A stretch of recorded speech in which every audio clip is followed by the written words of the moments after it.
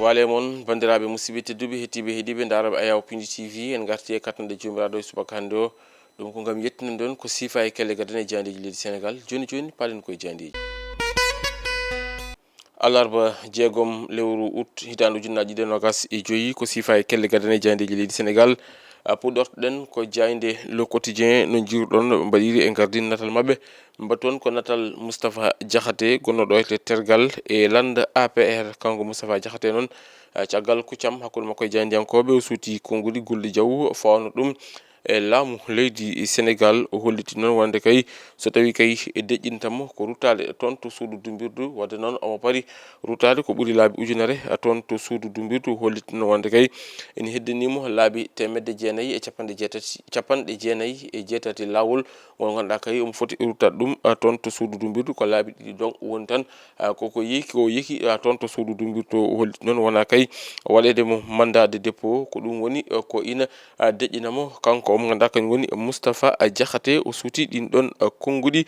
ko e nden ɗon jayde ganduɗa kay musidɓe men jandiyankoɓe ɓe jayde le quotidien e garti hen ha joni e ko yowiti alhaali Moustapha Diakhaté e jayde Vox Populi kamɓe musidɓe men jandiyankoɓe ɓe garti e konngudi makko mo ganduɗa kay ko Moustapha Diakhaté o suuti ɗum ko hakkude makko kuccam hakkude makko e jandiyankoɓe ñalawma hanki o kanko mo ganduɗa kañum woni gonnoɗo e tergal e kanɗon lamda APR o arti e ɗin ɗon condition ngaji no wonirno toon to suudu dumbirdu wona ɗum ko musidɓe men jandiyankoɓe Vox Populi garti e on ɗon saisie mo ganduɗa kay ko douane sénégalaise wondude e gendarmerie pawi ɗum junggo ɗum ɗon noon waɗi ko toon to Rufisque to leegal biyetegal Noflay toon to Rufisque to yete ɓe kolliti noon ko ina tolni e 643 kilogramme ɗum ko wiyete ko cocaïne ko ɗum woni ko douane kam e police gendarmerie mbaddi junggo e fandu nangi toon neɗɗo goto mo ganduɗa kay ko ɓe tawa ko caggal nde ɓe gonno e sardude on ɗon ɗin ɗon koliji e ɗin ɗon auto ji ɗiɗi werlaji ɗiɗi werlamo Mercedes kam e mo Peugeot ko on saaha noon ɓe ganduɗa kañum goni dadiɓe tawiɓe ɗon hen ɗiɗo ɓe noon dañi dogde kono noon goɗɗo o kam fawama junggo e wiide jayde nde ɓe kolliti noon ɗum noon waɗi ko sanga waktuji 5 subaka woni tan 5 heures du matin toon to Rufisque to ete ɓe kolliti on ɗon ɗum ɗon noon wonno ko ñande ñalawma mo ganduɗa kay ko kañum woni ñande 5 lewru août ndu gonɗen woni tan altine hanki ɗum ɗon waɗi e sanga 5 heures du matin e wiide jayde ganduɗa kay ko kam woni e jayde e Vox Populi kam musidɓe men jandiyankoɓe ɓe garti hen no ɗum hannirta ni e nder jayde ganduɗa kay ko kam woni e jayde Vox Populi jayde L'As quotidien kañum arti e ɗin ɗon konngudi ɗi ganduɗa kay Moustapha Diakhaté suuti ɗum ɓe mbi kay Moustapha Diakhaté oɗo saaha joni nena boyna leɗɗe muɗum ha no hannirta niyete ɗum ina tawe nder jayde nde ko wona ɗum ko ɓe garti e ko yowiti e ɗin ɗon contrat ji ganduɗa kay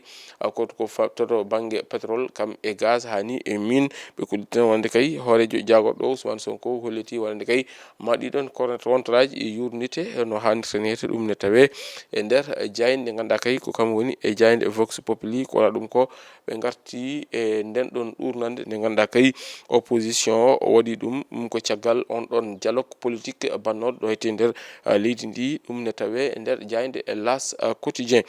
jayde Source A kañum yalti e keerol leydi Sénégal yeehi ha toon to keerol yeehi ha toon to leydi Mauritanie kolli toon won ɓesgu wotour ɗo hete nder leydi Sénégal e oɗo saaha joni ko taƴam ɓeragu woni e ɓerɗe mumen ɗum ko caggal nde ɓiyum debbo nanga toon to leydi Mauritanie sababude jagguede noon ko kanko on ɗon suka debbo o alano carte séjour gurdam ɗo wurno toon to leydi Mauritanie wona no gurdam baɗɗam fayida ko ɗum saabi kanko on ɗon suka debbo o yinno ko artude ɗo hete nder leydi Sénégal koye on saaha noon o fawa junggo kanko e jeetatoɓe o wonduno oɗo saaha joni on ɗon ɓesgu makko kay o woni ko e Kaya Mbeya kam e caɗele ɗum e jande nde arti hen e on ɗon taƴam ɓeragu ganduɗa kay ne tawe e ɓesgu on ɗon suka debbo e wiide yummum on ɗon suka debbo kanko suka debbo noon o fawa junggo ko altine hanki sanga waktuji 10 toon to leydi Mauritanie caggal nde o yinno wonno artude ɗo e nder leydi Sénégal. Jayinde l'informé kañum arti tan ko ko yowiti e alhaali ɓen ɗon fawaɓe jungo toon to Rufisque legal biyetegal noflayi ɓe kolti noon ko 643 kilogramme taw ko cocaïne ko ɗum woni ko gendarmerie kam e douane leydi Sénégal pawi jungo toon to Rufisque to wiyete ɓe kolliti noon so tawi jaru muɗum qimama ma tolno e milliard uji 45 milliard taw ko copareji meɗen franc CFA ko wona ɗum ko kam musidmen jayyankoɓe ɓe garti e Moustapha Diakhaté mo ganduɗa kay wukkiti konngudi gulɗi jaw fewde o mo ganduɗa kañum woni ne laamu leydi Sénégal ɗum ina tawe e nder jayde ganduɗa ko kam woni jayde wiyetede l'informé. Jayde La Tribune kañum kay on ɗon kabaru mo addi o welata ɓe ganduɗa kañum min goni baban galleji kam e yuman galleji en e wiide mabɓe noon caggal nde laamu ngu ɓayini nden ɗon eɓɓore ko yuwiti e yuɓɓitingol ɗum ganduɗa kañum woni e faggudu leydi Sénégal ɓe mbitande wona o faya ko e kulhuli ɓeydugol ko yuwiti e prix woni tan coggoli maaro ko ɗo hete e nder woni maaro ordinaire ko ɗo hete e nder leydi Sénégal ɓe kolliti noon rewda ɗon ko on ɗon plan de redressement ko yowiti e faggudu leydi Sénégal ɓe kolliti noon wonande kay 10% ko kam kay woni ko ɓeydi e on ɗon fannu ɗum ɗon noon kamɓe musidɓe men jaydiyankoɓe ɓe jayde La Tribune ɓe garti hen gam famminde yimɓeɓe e ɗin ɗon kulhuli ɗi ganduɗa kay ina joga ko yowiti e ɓeydugol hono ɗum ɗon prix ji taw koto maaro ko ɗo ete nder leydi Sénégal ko wona ɗum ko ɓe garti e omo ganduɗa kañum woni Moustapha Diakhaté ɗin ɗon konngudi ɗi ganduɗa kay o suuti ɗum e wiide mabɓe noon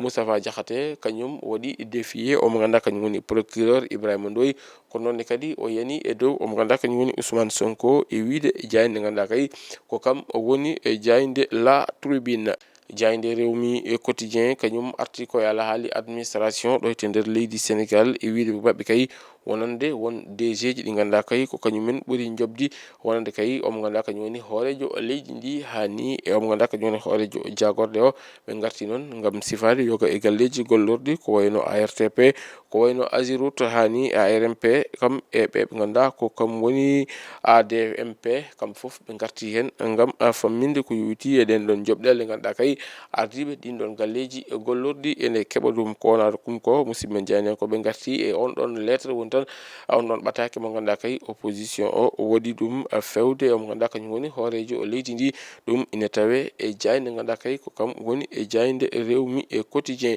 Jayde l'évidence kañum arti koye on ɗon saisie record mo ganduɗa kay ɓe ganduɗa kañum en goni douane kam e gendarmerie mo leydi Sénégal waɗi ɗum toon to Rufisque to ɓe kolliti ko 643 kilogramme cocaïne ko ɗum woni ko fawa toon jungo ko wona ɗum ko kamɓe musidɓe men jeyaniyankoɓe ɓe mbaɗi namdal ɓe kolliti noon wonande kay ko yowiti e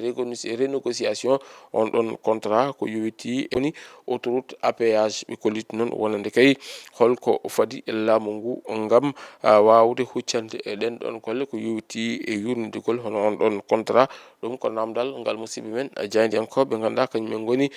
jayde l'évidence arti hen. Jayde coftal ɓallinde woni jayde point actu sport kamɓe noon ɓe garti ko e CHAN 2025 e wiide mabɓe Sénégal ko kam huccodirno e leydi Nigéria ko Sénégal dañi fartange folde Nigéria gotel e ndigga e wiide mabɓe noon Sénégal ƴetti ɗin ɗon commande uji ko yowiti e on ɗon poule D ɓe gartino kadi e ɗen ɗon baroɗe teddugal leydi Sénégal taw to rewɓe yanoɓe wadde participer on ɗon coupe d'Afrique des nations to banggue rewɓe to wete ɓe kollitino wonde kay Sénégal guila ɓe garti ha joni ɓe keɓani taw ɗin ɗon prix maji mabɓe ɗum ina tawe e nder jayde nde ganduɗa kañum woni jayde point actu sport. Bandiraɓe musidɓe tedduɓe hettiɓe heeɗiɓe daroɓe e Yawpinde TV ko ɗum ɗo woni komin keɓno on rubinanade ko siifa e kelle gaden e jaydeji leydi Sénégal aadi meɗen e rubinde jaydeji wonata ko ñalawma janggo soko gana haaji ɗo e nden min mbiyon jokke ɗoftade kam e rewidade programme uji ɗi PDTV Allah jarama on jarama.